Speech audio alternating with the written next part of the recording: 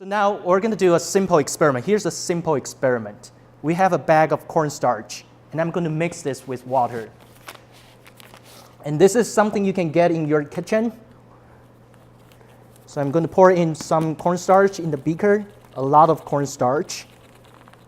Then I'm going to add a little bit of water into the same beaker.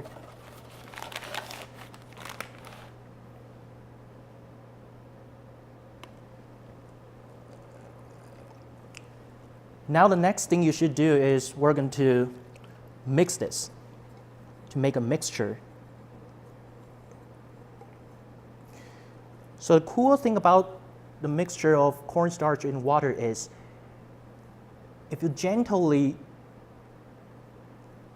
if you stir the cornstarch gently, it actually flows like liquid. But the thing is, if you start to do some severe motion or you try to stir it really fast, it actually becomes like solid and it breaks. So you can really take out a chunk of cornstarch. We've poured some mixture of cornstarch and water into a petri dish, and as you can see, if you stir the mixture slowly, gently, it flows like a liquid. It drips. But now if you try to scrape it more vigorously, the cornstarch actually breaks like solids. It cracks.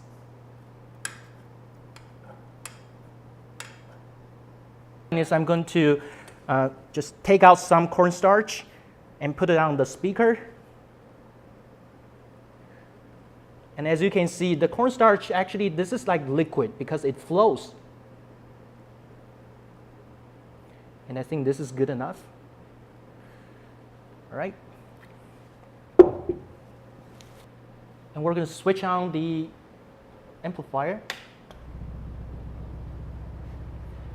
And as you can see, we're vibrating the cornstarch, but at this moment, the cornstarch is not really doing anything because it's still like a liquid. So how do we shear thicken the suspension or the cornstarch? Is we're going to vibrate at a higher frequency.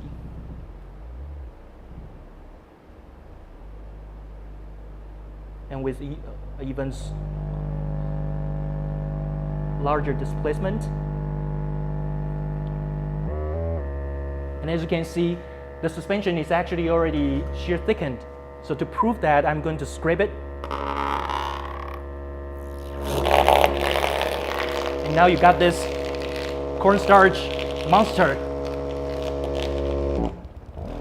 Oh, it's pretty messy.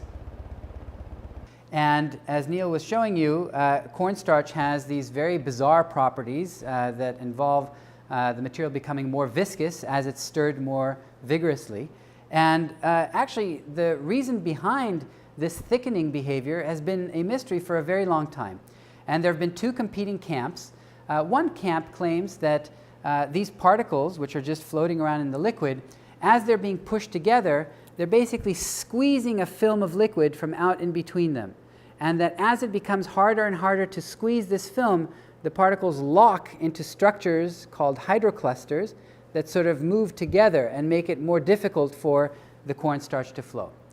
But an alternative hypothesis has been suggested recently, which states that these particles aren't just squeezing liquid from in between them, they're actually coming into contact.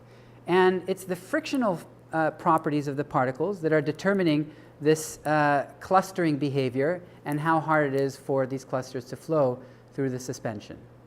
So the question is, how do we decide between these two hypotheses? And to give you a better idea of our strategy, I want to walk you through some of the basic differences between the symmetries associated with each of these mechanisms, the hydrodynamic versus the contact. What I have here are two concentric cylinders. There's an inner cylinder that I can rotate with this lever and an outer cylinder that stays fixed. And in between the cylinders, there's very viscous Caro corn syrup. And here I have some more of that corn syrup. And the difference between the stuff that I have here is that it's dyed. And what I'm going to do is I'm going to take up some of the corn syrup into the syringe. and it's viscous, so it's going to take me a little bit of time to get it up there. And then what I'm going to do is I'm going to inject the dyed syrup from in between the two cylinders. So here I go.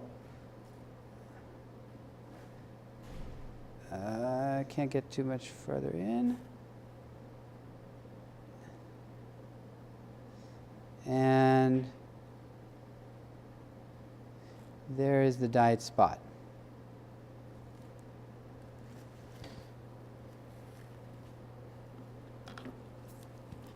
And now what I'm going to do is I'm going to rotate the cylinder and mix the dye in. So the cylinder is being rotated once, being rotated twice, being rotated 3 times, and you can see, and 4 times. You can see that the dye has been mixed in. But what time reversibility tells us is that if I now reverse the flows, then everything returns to exactly the same spot. So if I go backwards, once, twice, 3 times, and 4 times, the dye returns to exactly the same place. In contrast to this symmetric contribution from the hydrodynamics, if 2 of the particles that we have in our suspension actually touch each other, they form a frictional contact, and that force is asymmetric. What that means is that if I'm pushing the particles together, they feel a force, but the minute I release that pushing and separate the particles, they feel no force at all. So in contrast to the hydrodynamic contribution, where the force to push particles together and pull them apart is symmetric, for the contact contribution where they're touching, that force is asymmetric. So the idea of the experiment is pretty simple. We use a rheometer. Basically, it's a cone with a plate, and we sandwich the suspension or the sample shear thickening fluid in between this geometry. And the idea of the experiment is I'm going to put the cone in the suspension, the shear thickening fluid, and we're going to turn this clockwise until it reaches a steady state.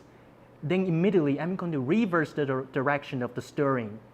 And then you immediately record the instantaneous response of the sample. And so the hypothesis is if the response is hydrodynamic, which means most of the contribution comes from the background liquid, you're supposed to get exactly the same viscosity or the response of the sample.